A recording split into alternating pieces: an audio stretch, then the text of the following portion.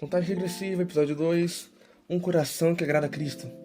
Coração é um tema que já foi bem abordado no último episódio. Foi bastante falado sobre, mas essa pergunta, onde está seu coração, é um dos pontos altos do questionamento da fé cristã. É aquele momento em que Cristo te confronta sobre onde estão seus olhos.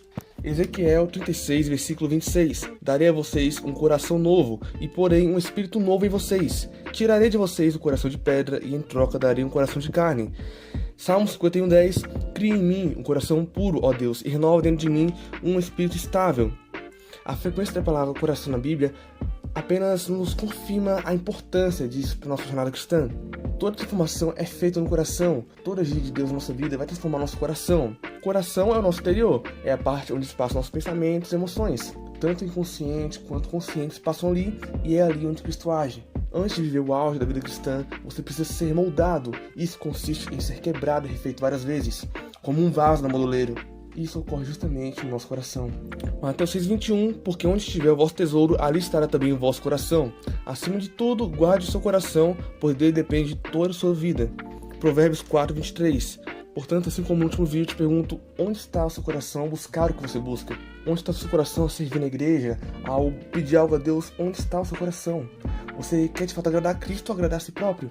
E essa questão do coração é de tal importância que muitas vezes nós oramos pedindo, Deus, me usa, mas às vezes nós pedimos isso com o coração em outro lugar. A gente pede, Senhor, me usa querendo de fato ser usado, mas a gente não está ali disposto a se dedicar. E nós precisamos de um coração disposto, um coração inconformado com o estado atual, de tal forma que isso te empurre para uma transformação, para uma mudança. De que adianta você pedir, Deus me usa, se você não tem secreto? Se você não busca Deus para que seu íntimo seja transformado, então do que adianta pedir para ser usado? Porque antes, não só ministerial, Cristo vai exigir mudanças, renúncias. E se você não busca Cristo no secreto, você não vai ter êxito em realizar a vontade do Senhor. Não existe como você exercer seu ministério sem secreto. Justamente porque o seu secreto vai refletir nas outras áreas da sua vida. Não somente no ministério, mas na sua vida como um todo, no seu dia a dia. Como você vai transbordar aquilo que você não é cheio. E aqui justamente, como foi falado no último dia, o avivamento é um realinhamento de coração. Toda transformação que Cristo exige vai começar no nosso coração, no nosso interior. Avivamento é quando seu coração se volta totalmente para o Senhor e a partir disso os frutos fluem. Mas o primeiro passo é voltar nossos corações para o Senhor para que então ocorra um avivamento em nossa vida espiritual. Em seguida, que esse fogo do avivamento cause um incêndio nas vidas ao redor. Um evangelho sem coração não é evangelho. Um avivamento sem coração não é avivamento. Justamente porque é ali no seu íntimo, onde você sente e pensa é que Deus age. É ali que Deus transforma. A boca fala do que o coração está cheio. A própria carta de Paulo aos Filipenses demonstra isso. A carta de Filipenses, ela é toda escrita de uma forma a mostrar o coração de verdadeiro cristão. Tanto é que no primeiro capítulo Paulo já fala, viver é Cristo, morrer é lucro.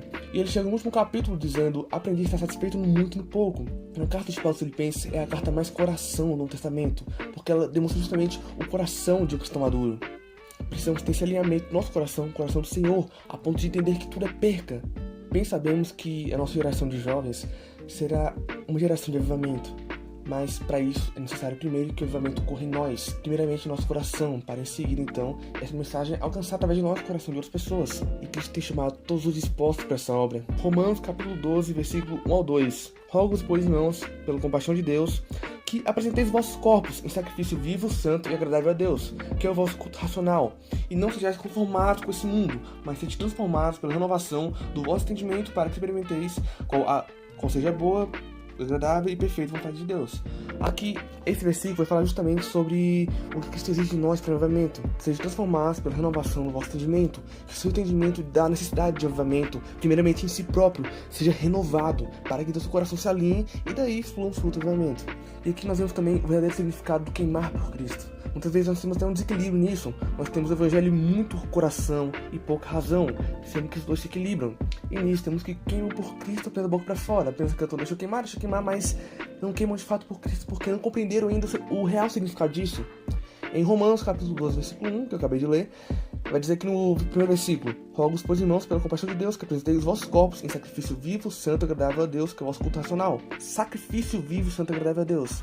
No Velho Testamento, os animais eram mortos e em seguida queimados.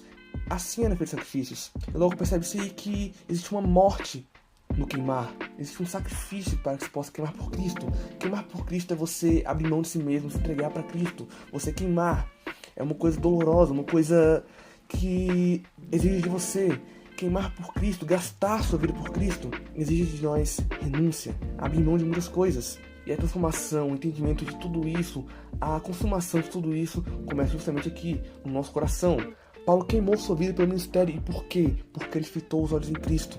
O coração dele olhava para Cristo, desejava Cristo, vivia para Cristo. Paulo respirava Cristo. Leia Filipenses, você vai ver em toda a carta Paulo demonstrando o coração de um verdadeiro cristão. O coração que deve haver dentro de nós. Paulo queimou ao ponto de dizer que tudo era perca comparado a Cristo. O viver é Cristo e morrer é lucro. A profundidade dessa frase. Paulo entendeu o que eu quero que você saia daqui entendendo.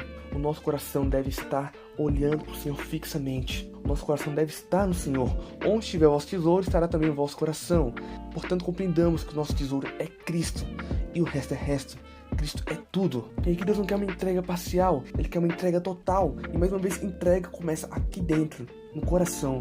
De fato, é difícil transformar do ponto de nosso coração, olhar para Cristo fixamente. E justamente, é difícil. Absolutamente nada pode ser dado ao homem sem que Deus tenha concedido. Então por que você acha que vai conseguir isso por sua própria força? É necessário, portanto, a compreensão de que nós precisamos do Espírito Santo de Deus para que nosso coração seja transformado. Precisamos nos direcionar a Deus. E Cristo tem nos chamado para esse avivamento, para uma fuga dessa mornidão, dessa frieza espiritual que muitos na igreja hoje vivem.